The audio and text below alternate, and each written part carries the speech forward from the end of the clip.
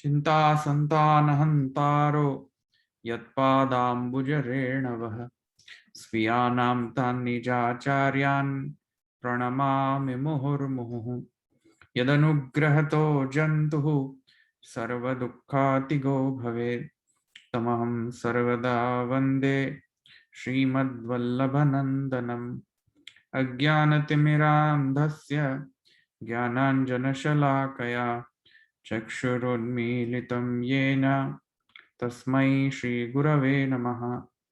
नमामि हृदये शेषे लीलाक्षिराब्धिशायिनं लक्ष्मीसहस्रलीलाभिः सेव्यमानं कलानिधिं चतुर्भिश्च षड्भिर्विराजते योऽसौ पंचधा हृदये मम। अपने गई वखते भाष्यमां बीजो पाद प्रथमाधिकरण એટલે તૃતીય અધ્યાય દ્વિતીય પાદ પ્રથમાધિકરણ ને એમાં સંધ્યાધિકરણ એ આપણે પ્રથમ સૂત્રનો ઇન્ટ્રોડક્શન જોયું હતું, આપણે ઉપક્રમ જોઈ લીધો હતો, રાઈટ?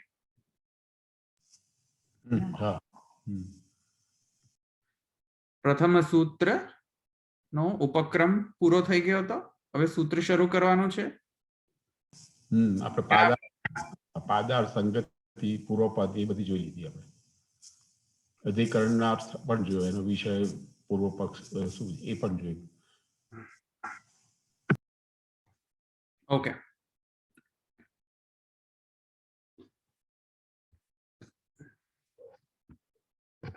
ઉપનિષદ શરૂ કર્યો તો બૃહદારણ્યક ઉપનિષદનો ચતુર્થ બ્રાહ્મણ. ના, એ નથી સાહેબ, એ લેવાનું. આપણે પુરુષોત્તમજીનો પ્રકાશનું જોયેલું, એટલે જે અન્ય આચાર્યો આનો પ્રારંભ કેમ કરવાનો વિચારે છે, એ જે ભાસ્કરાચાર્ય, વિજ્ઞાન ભિક્ષુ, શંકરાચાર્ય, એ બધાનો મત આપણે જોયો હતો ત્યાં સુધી લીધો. ઓકે, તો આજે આપણે ઉપનિષદ જે છે બૃહદારણ્યક ઉપનિષદ, તેના અંતર્ગત ચતુર્થ બ્રાહ્મણ, જે ચતુર્થ બ્રાહ્મણમાં જે શ્રુતિવચન છે, તે શ્રુતિવચન જે સૂત્રનો મુખ્ય વિષય છે, પ્રથમ સૂત્રનો તે મુખ્ય વિષય જે રૂપ શ્રુતિ છે, તેને આપણે પ્રથમતયા જે ઉપનિષદની અંદરથી આપણે સમજવી પડશે કે શ્રુતિ શું છે અને પૂર્વ અપરનો જે સંબંધ જે છે શ્રુતિ સાથે, એ પૂર્વાપૌર્ય સંબંધ વિચાર કરીને વિષયને પહેલા સમજવો પડશે કે આ શ્રુતિ નો અર્થ શું છે, અને શ્રુત્યર્થ સમજીને પછી સૂત્ર જે છે તેનો વિષય, એટલે કે અધિકરણમાં જે અધિકરણનો જે વિષય અને સંશયને પૂર્વ પક્ષ અને ઉત્તર પક્ષ અને સંગતિ, તેના અનુરૂપ આપણે સૂત્રને પણ સમજવો પડશે. અને સૂત્રને સમજવા માટે વળી પાછી એ શ્રુતિ જોઈશે સમજવા. તો શ્રુત્યર્થ પહેલા આપણે સમજી લઈએ અને પછી આપણે આ સૂત્ર પર આવીએ, પ્રથમ સૂત્ર પર, જેથી કરીને આપણને સરળતા રહે સૂત્રને સમજવા માટે. કેમ કે સૂત્રમાં શરૂઆતમાં જ સંધ્ય શબ્દનો અર્થ આપતા, કેમ કે અધિકરણનું નામ છે સંધ્યાધિકરણ, એટલે સંધ્ય એ મુખ્ય વિષય છે, સંધિ.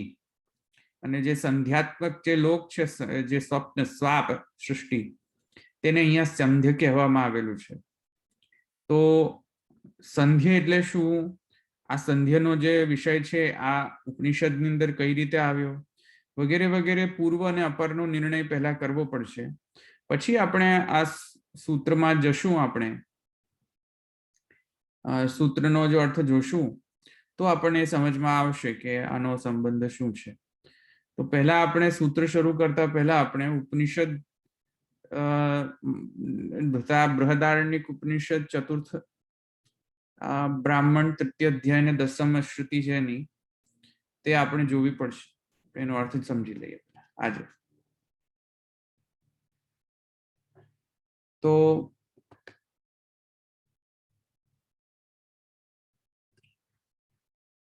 ઉપનિષદ હોય તો તમે ઓપન કરો, ના હોય તો પછી આમ પણ હું સમજાવીશ તમને. તો PDF 247 છે. હા,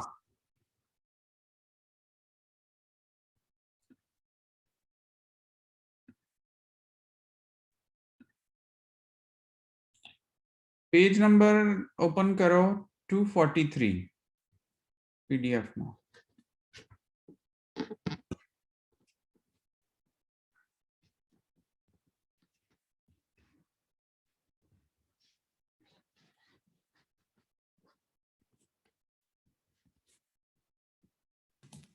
PDF નું પેજ કે પેલું પેજ?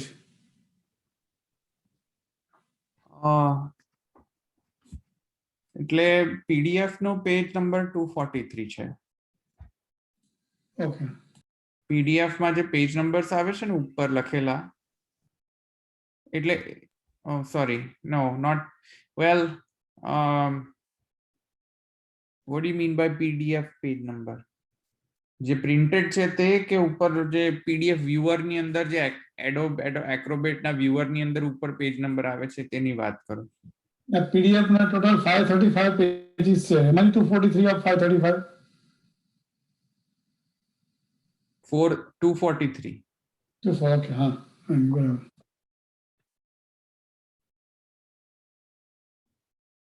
બ્રાહ્મણ ત્રીજો બ્રાહ્મણ છે જો તમને મળે તો,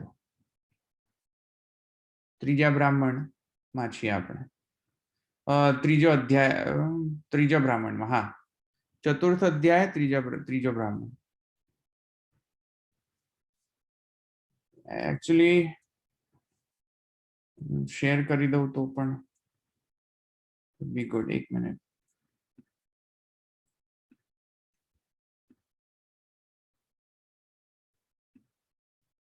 દેખાય ને બધાને? હા. કથમ આત્મેતિ, જો મેં તમને ગઈ વખતે સમજાવ્યું હતું કે ગઈ વખતે મેં તમને, મને લાગે છે મેં ઉપનિષદનું થોડુંક મેં વિષય સમજાવ્યો હતો. આ વિષય જે ઉપનિષદમાં આવે છે તેમાં રાજા જનક અને યાજ્ઞવલ્ક્ય સાથે જે સંવાદ થાય છે, તે સંવાદમાં રાજા જનક જે છે તે પ્રશ્ન પૂછે છે યાજ્ઞવલ્ક્યને કે આ પુરુષનો જ્યોતિ શું છે, કઈ જ્યોતિથી પુરુષ વ્યવહાર ટકાવે છે. અને તેમાં જે જનક છે તે પ્રશ્ન પૂછીને યાજ્ઞવલ્ક્યનો જવાબ આપે છે કે ભાઈ જે આદિત્ય જે છે તે પુરુષની જ્યોતિ છે, કેમ કે આદિત્યના એટલે કે સૂર્યના પ્રકાશથી જ સર્વ બાહ્ય વ્યવહાર પુરુષ ટકાવી શકે છે. અને તત્પશ્ચાત જનકે અન્ય પ્રશ્ન પણ પૂછ્યા ફોલોઅપ ક્વેશ્ચન્સ ની અંદર કે માની લો કે આદિત્યનો પણ અસ્ત થઈ જાય, સૂર્યનો અસ્ત થઈ જાય, તો પછી પુરુષ કઈ રીતે તેનો વ્યવહાર ટકાવે છે. ત્યારે યાજ્ઞવલ્ક્યે કહ્યું કે ચંદ્રના પ્રકાશથી વ્યવહાર ટકાવે છે. ચંદ્રના અસ્ત થવાથી પછી શું થાય છે તેના જવાબમાં યાજ્ઞવલ્ક્યે એમ કહ્યું કે જે અગ્નિ જે છે એના પ્રકાશથી પુરુષ વ્યવહાર ચલાવે છે. અને પછી અગ્નિ પણ શાંત થઈ જાય, સૂર્યનો પણ અસ્ત થઈ જાય, ચંદ્રમાં પણ નો પ્રકાશ, ચંદ્રમાં પણ અસ્ત થઈ જાય, એનો પ્રકાશ ન હોય, તે વખતે આ પુરુષ કઈ રીતે પોતાનો વ્યવહાર ટકાવે છે, એની તે વખતે કઈ જ્યોતિ હોય છે કે જેનાથી તે વ્યવહાર ટકાવી શકે છે. ત્યારે યાજ્ઞવલ્ક્યે કહ્યું કે પુરુષ જે છે એ સ્વયં જ્યોતિ છે. સ્વયં જ્યોતિ એટલે કે પુરુષ જે છે તેની અંદર એક આત્મા હોય છે, તે આત્મા સ્વયં જ્યોતિ છે અને તેથી કરીને આ સ્વયં જ્યોતિ આત્મા જ એનો આંતર વ્યવહાર ટકાવે છે, કેમ કે બાહ્ય વ્યવહાર સોરી આત્મા પહેલા એક વાણીનો પ્રકાર એમણે કહ્યો કે વાણીથી વ્યવહાર ટકાવે છે. એ મેં પણ તમને કહ્યું હતું કે વાણી હેલન કેલરનો પણ મેં એક્ઝામ્પલ આપ્યો હતો. એટલે વાણી થી પણ વ્યવહાર ટકાવે છે ને વાણી ન હોય તો પણ વ્યવહાર ટકી શકે છે. જેમ હેલન કેલર બધી ઇન્દ્રિયોની એની જે માને મુખ હતી એ બહેરી પણ હતી અને આંધળી પણ હતી, તો એ ત્રણ ઇન્દ્રિયો એની કામ કરતી નથી, ફંક્શનલ નથી, છતાંય ટચ સેન્સેશન થી સ્પર્શ થી તે સમગ્ર વ્યવહાર ટકાવી શકતી હતી. તેથી કરીને ઉપલક્ષણ વિધેયા વાણી અથવા તો ઇન્દ્રિય વગેરે બાહ્ય ઇન્દ્રિયો, કર્મેન્દ્રિયો, જ્ઞાનેન્દ્રિયો છે, તેનાથી ઉપલક્ષણ વિધેયા એ સમજી લેવું જોઈએ કે ભાઈ બાહ્ય જો જ્યોતિ ન હોય, સૂર્ય ચંદ્ર ઇત્યાદિ અથવા તો વાણી ઇત્યાદિ, તો ઇન્દ્રિયોથી પણ તે વ્યવહાર ટકાવી શકે છે. પછી જ્યારે રાજા જનકે પ્રશ્ન પૂછ્યો કે ભાઈ ઇન્દ્રિયો પણ શાંત થઈ જાય ને ઇન્દ્રિયો પણ જો ફંક્શનલ ના હોય તો શું કરવું, ત્યારે યાજ્ઞવલ્કે કહ્યું કે ઇન્દ્રિયોમાં પણ જે પ્રાણ ફૂંકનાર જે છે, ઇન્દ્રિયોના પણ જે પ્રાણરૂપ, ઇન્દ્રિયોનો પણ જે પ્રાણરૂપ જે આત્મા જે છે તે સ્વયં જ્યોતિ રૂપ છે, વિજ્ઞાનમય રૂપ છે. તે સ્વયં જ્યોતિ પુરુષ જે છે તેના કારણે પુરુષ જે છે તે સર્વ વ્યવહાર ટકાવી શકે છે, તેમ રાજા જનકની યાજ્ઞવલ્કે કહે છે. તે વખતનો આ શ્લોક છે કે કતમ આત્મેતિ, તે વખતનો આ શ્રુતિ વચન છે કતમ આત્મેતિ યોયમ વિજ્ઞાનમય પ્રાણેષુ હૃદ્યંતર જ્યોતિ પુરુષ સ સમાન સન્નુભવ લોકાવનુસંચરતિ ધ્યાયતીવ લેલાયતીવ સહિ સ્વપ્નો ભૂત્વેમં લોકમ અતિક્રામતિ મૃત્યો રૂપાણિ. તો આ જનકે પ્રશ્ન પૂછ્યો કે આ આત્મા કોણ છે, કેમ કે યાજ્ઞવલ્કે કહ્યું કે આત્મા સ્વયં પ્રકાશ છે, એ સ્વયં પ્રકાશ આત્માના કારણે જે છે તે પુરુષ વ્યવહાર ટકાવી શકે છે. ત્યારે જનકે કહ્યું કે આ કતમ આત્મેતિ, આ આત્મા કોણ છે. ત્યારે યાજ્ઞવલ્કે કહ્યું કે આ વિજ્ઞાનમય જે પ્રાણની અંદર જે રહેવા વાળો, જે સમગ્ર ઇન્દ્રિયોને પોષક જે પ્રાણ, અને પ્રાણની અંદર સર્વ પ્રાણ સર્વ ઇન્દ્રિયોની અંદર રહેવા વાળો જે આત્મા જે છે તે આત્મા વિજ્ઞાનમય આત્મા જે છે તે સ્વયં જ્યોતિ રૂપ છે. હૃદ્યંતર જ્યોતિ પુરુષસ્સ સમાન સન્નુભવ. તો એ સ્વયં જ્યોતિ રૂપ છે. સ્વયં જ્યોતિ એટલે એને કોઈ અન્ય પ્રકાશની જરૂર નથી પડતી. આત્માને અન્ય પ્રકાશની જરૂર નથી પડતી, એ સ્વપ્રકાશ છે, સ્વયં જ્યોતિ છે. એ અન્ય જ્યોતિથી પ્રકાશિત નથી થતી, એને કોઈ જરૂર નથી. જેમ કોઈ, મેં તમને ગઈ વખતે પણ એક્ઝામ્પલ આપ્યો હતો કે જેમ કોઈ બત્તી અથવા તો દીવો એ સ્વયં પ્રકાશ છે, દીવાને કોઈ પ્રકાશ આપવાની કોઈ જરૂર નથી, દીવાથી સર્વ કંઈ પ્રકાશિત થાય છે. એવી રીતે બત્તી પણ, તો એ પણ સ્વપ્રકાશ છે, એને કોઈ પ્રકાશ, બાહ્ય પ્રકાશની કોઈ જરૂર નથી પ્રકાશમાન કરવા માટે. એ સ્વપ્રકાશ છે, એ અન્યને પ્રકાશિત કરે છે. તેવી રીતે આત્મા એ સ્વયં જ્યોતિ રૂપ છે, અન્ય પ્રકાશની કે બાહ્ય પ્રકાશ ઇત્યાદિ વ્યવહારની એને કોઈ જરૂર નથી. એટલે કે સૂર્ય ચંદ્ર આદિ અથવા તો વાણી ઇત્યાદિ અથવા તો અગ્નિ ઇત્યાદિની બાહ્ય પ્રકાશની આત્માને કોઈ આવશ્યકતા રહેતી નથી. આત્મા સ્વયં જ્યોતિ છે અને તે આત્મા હોવાના કારણે ઇન્દ્રિયોની અંદર તે બાહ્ય જ્યારે કોઈ પણ પ્રકારનો જ્યારે માને કોઈ વિષય ન હોય, બાહ્ય જે અનુગ્રાહક વિષય જો ન હોય, અનુગ્રાહક વિષય એટલે કે સૂર્ય ચંદ્ર ઇત્યાદિ જે અન્ય પ્રકાશથી જે વ્યવહાર ટકાવવાનો સામર્થ્ય આવે છે, તે બધું પણ જો અનુગ્રાહક જે વિષયો ન હોય છતાં પણ આત્મા કેમ કે સ્વયં પ્રકાશ છે, તેથી કરીને પુરુષ એ વ્યવહાર ટકાવી શકે છે. એનો અર્થ છે કે પુરુષની ભીતર એટલે દેહની અંદર એક આત્મા, એક સેપરેટ ફિનોમિના છે.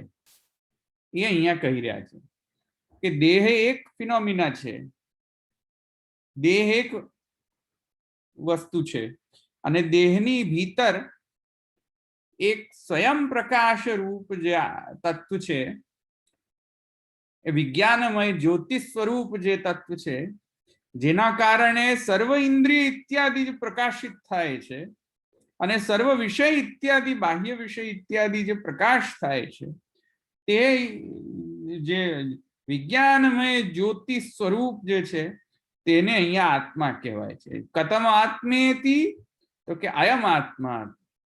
સમજમાં આવ્યું? તો વિજ્ઞાનમય પ્રાણેષુ હૃદયંતર જ્યોતિ પુરુષઃ સ સમાનઃ સન્નુભવ લોકાવનુ સંચરતિ વગેરે વગેરે. જે અને લોક બંને લોકોમાં જે સંચરતી, બંને લોકોમાં જે સંચરણ કરે, સંચરણ વિચરણ કરે છે. બંને લોક એટલે કે ઇહલોક એટલે કે આ લોક અને પરલોક એટલે કે જ્યારે દેહાધ્યાસ દેહ સાથે આ આત્માનો સંબંધ રહે ત્યારે ઇહલોક સંચરતી, અને જ્યારે દેહનો પાત થાય ત્યારે આત્મા જે છે અન્ય ઉધોલોક અથવા તો અધોલોકની અંદર જે ગતિ કરે સંચરણ, તે ઇત્યાદિ અને પરલોક. તો લોકાવનું સંચરતી એટલે કે આ લોક સંચરતી, પરલોક સંચરતી. આવ્યું સમજમાં? અને ધ્યાયતીવ લેલાયતીવ હિ સ સ્વપ્નો ભૂત્વેમમ. એટલે કે ધ્યાન ઇત્યાદિ જે છે એ સર્વવૃત્તિઓનો જે મુખ્ય અધિષ્ઠાન છે, કેમ કે જો આત્મા જ ન હોય બોડીની અંદર, દેહની અંદર, તો અન્ય ઇન્દ્રિયો, પ્રાણ, અંતઃકરણ વગેરે, ચિત્ત, બુદ્ધિ વગેરે જે છે તે બધી વૃત્તિઓ કશું કામ ન કરી શકે, એમનામાં એ વૃત્તિ ઉત્પન્ન જ ન થઈ શકે જો આત્મા જ ન હોય તો. ઇત્યાદિ જે છે તે માને જેના કારણે પ્રકાશિત થાય છે સર્વ ઇન્દ્રિયો, એ સ્વપ્રકાશ રૂપ અયમ આત્મા. તો આ પ્રકારે યાજ્ઞવલ્ક્ય એનો જવાબ આપ્યો. તેનાથી એ સમજમાં આવે છે કે આત્મા એનું સેપરેટ એક્ઝિસ્ટન્સ છે.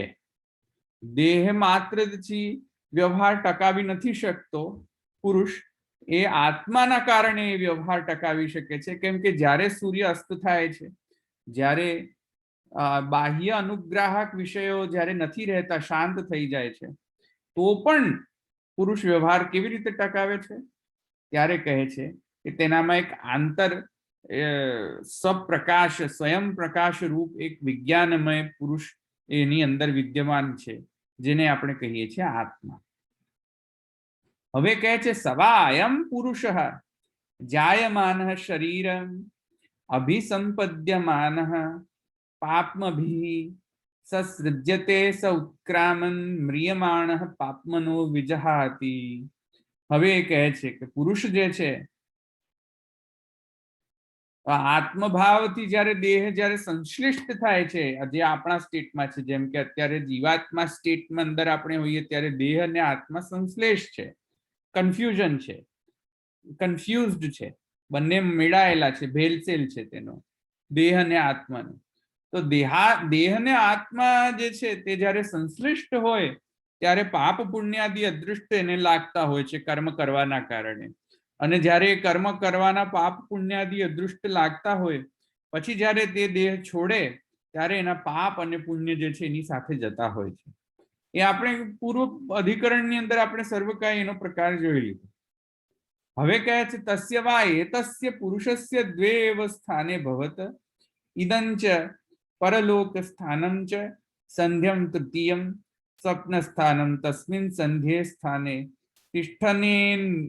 તિષ્ઠન્નેતે ઉભે સ્થાને પશ્યતિદમ ચ પરલોક સ્થાનમ ચ. હવે કહે છે તસ્ય વા એતસ્ય પુરુષસ્ય દ્વે એવ સ્થાને ભવત. આ પુરુષ જે છે આ આત્મા, આત્માની વાત થઈ, દેહની નહીં, આત્માની. તો આત્મા કહે છે કે આનો બે સ્થાન છે. એક તો ઇહલોક, જે મેં તમને સમજાવ્યું કે જ્યારે દેહનો સાથે સંશ્લેષ થાય, સંશ્લિષ્ટ દશા હોય ત્યારે ઇહલોક, આ અત્યારે આ લોક. અને જ્યારે દેહપાતાનંતર, જ્યારે દેહપાત થઈ જાય એના તત્પશ્ચાત ત્યારે પરલોક. એમ દ્વેવ સ્થાને ભવત, બે સ્થાને આત્મા રહે છે. એક તો ઇહલોક અને જ્યારે દેહપાતાનંતર પરલોક. કિંતુ એ કહે છે કે દ્વેવ સ્થાને ભવત ઇદમ ચ પરલોક સ્થાનમ ચ સંધ્યમ તૃતીયમ સ્વપ્ન સ્થાનમ તસ્મિન સંધ્યે સ્થાને. કહે છે કે ત્રીજો પણ એક સ્થાન છે એનો, એ સંધિ સ્થાન છે. સંધિ સ્થાન એટલે કે કોઈ બે ગામ હોય એની વચ્ચેનો સંધિ, જે બોર્ડર, એ ન તો આ ગામનો કહેવાય ન તો પેલો ગામનો કહેવાય, કોઈનો કહેવાય નહીં, એટલે તૃતીય સ્થાન છે. અને છતાંય તે કોઈ ગામ જેવો નથી, કેમ કે એને ગામ તો ન કહી શકાય, બોર્ડરને ગામ તો ન કહી શકાય, બોર્ડરને તો બોર્ડર જ કહેવી પડશે સંધિ સ્થાનને. તેવી રીતે તૃતીય સ્થાન, કિંતુ એવો સ્થાન નહીં કે જ્યાં આત્મા વિચરણ હંમેશા કરતો હોય છે, એવો સ્થાન નહીં. કિંતુ એવો સ્થાન કે જે સંધ્ય સ્થાન છે, સંધિ સ્થાન. એટલે કે આ લોક અને પરલોક, બે સ્થાનોને, બે લોકને જે સંધિ કરાવતો હોય તેને સ્વપ્ન સ્થાન કહેવાય, સંધિ સ્થાન. અને સંધિ સ્થાનનો અર્થ અહીંયા કરે છે કે સંધિનો જે સંધિ સ્થાન જે છે સંધ્ય, એને શું, એનો એક્ઝામ્પલ દ્રષ્ટાંત કયો તો કહે છે સ્વપ્ન. સ્વપ્નાવસ્થા જે છે પુરુષની જે સ્વપ્નાવસ્થા છે તે તૃતીય સ્થાન રૂપ છે, એટલે કે સંધ્ય સ્થાન રૂપ છે. તસ્મિન સંધ્યે સ્થાને તિષ્ઠન્નેતે ઉભે સ્થાને પશ્યતિદમ ચ પરલોક સ્થાનમ ચ. અને એ સંધિ સ્થાન ઉપર રહીને જીવ, આત્મા, આલોક અને પરલોક ને બંનેને જોઈ શકે છે. પશ્યતિદમ ચ પરલોક સ્થાનમ ચ ઉભે સ્થાને, બંને સ્થાનોને તે જોઈ શકે છે, અનુભૂત કરી શકે છે. અથ યથા ક્રમોયમ પરલોક સ્થાને ભવતી વગેરે વગેરે. પછી ત્યાં કહે છે તો આ સ્વપ્ન સ્થાનની નો વિષય કેમ ઉઠાવવાની જરૂર પડી? એક સેકન્ડ, હા, એક સેકન્ડ.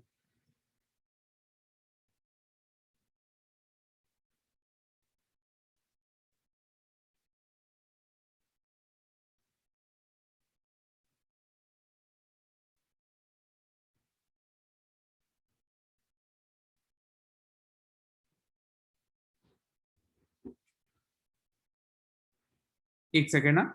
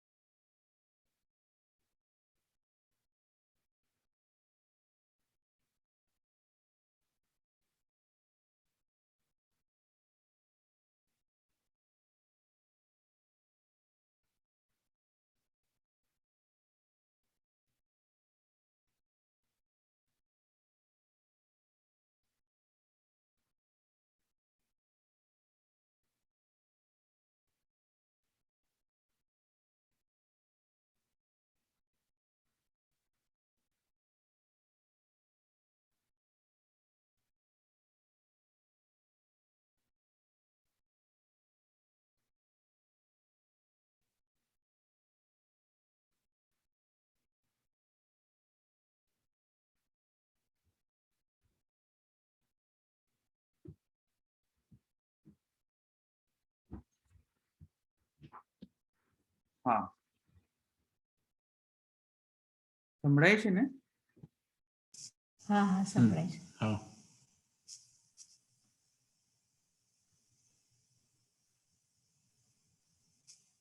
હા, હું ક્યાં હતો?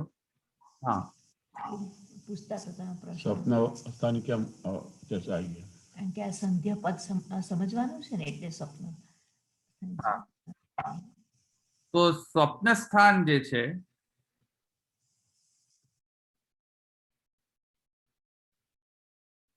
સ્વપ્ન સ્થાન જે છે તેને આપણે એનો જે ચર્ચાનો વિષય સ્વપ્ન સ્થાન કેમ છે એ આપણે સમજ. તો સ્વપ્ન સ્થાનની ચર્ચા તેથી કરીને આવી કેમ કે પુરુષની જે સ્વયં જ્યોતિ રૂપતા જે છે ત્યારે સમજમાં આવે બરાબર કે જ્યારે પુરુષને કોઈ બાહ્ય અનુગ્રાહક વિષય ન હોય ત્યારે. એક વાત સમજો, જ્યારે પુરુષ જાગૃત અવસ્થામાં હોય,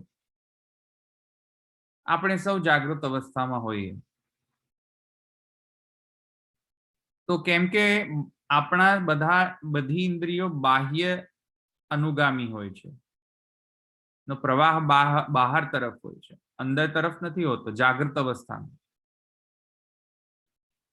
એનો અર્થ છે કે બાહ્ય વિષયને પહેલા આપણે કેપ્ચર કરીએ છીએ, અંદરનો વિષય બહુ ડિફિકલ્ટ છે કેપ્ચર કરવો, પણ બાહ્ય વિષયને કેપ્ચર કરવો બહુ જ ઈઝી છે જાગૃત અવસ્થામાં.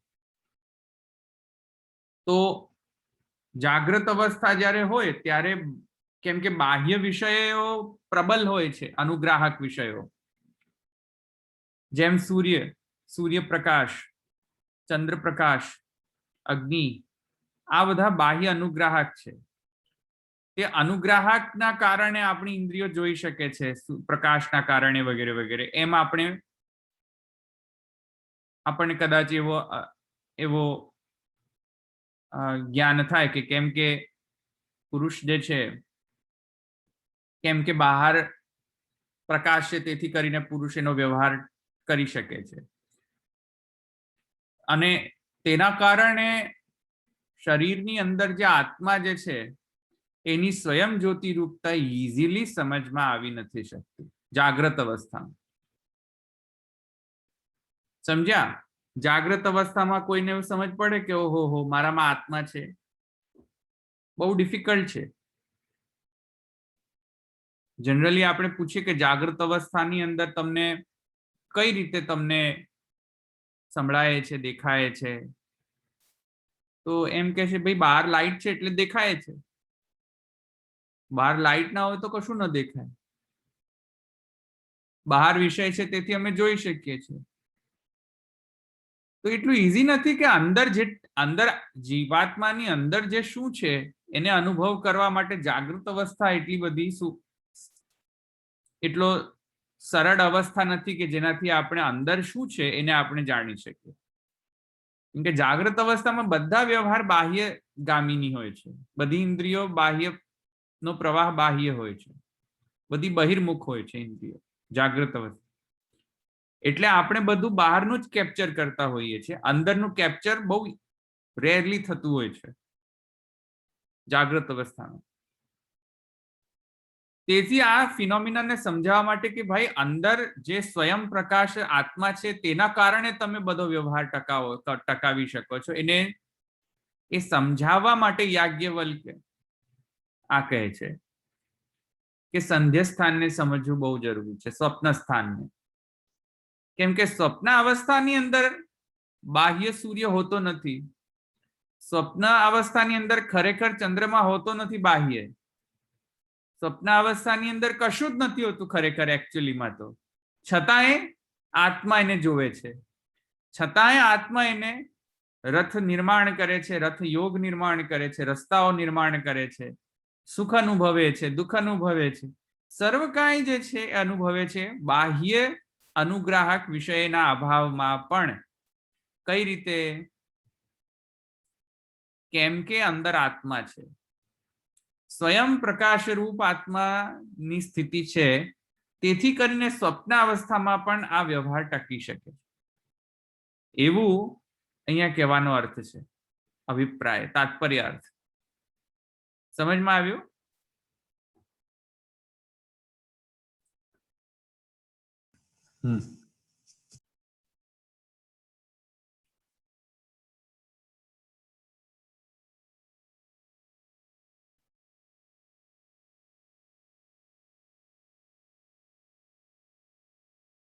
અહીંયા મારે રાખવું પડશે હા કારણ કે મને થોડું અનકમ્ફર્ટેબલ ફીલિંગ આવે છે રેશિસ એક મિનિટ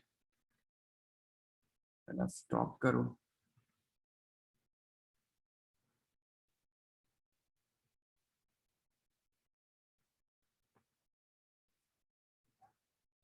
ક્યાં છે સ્ક્રીન શેરિંગ બંધ થયું हाँ ખબર નહીં હા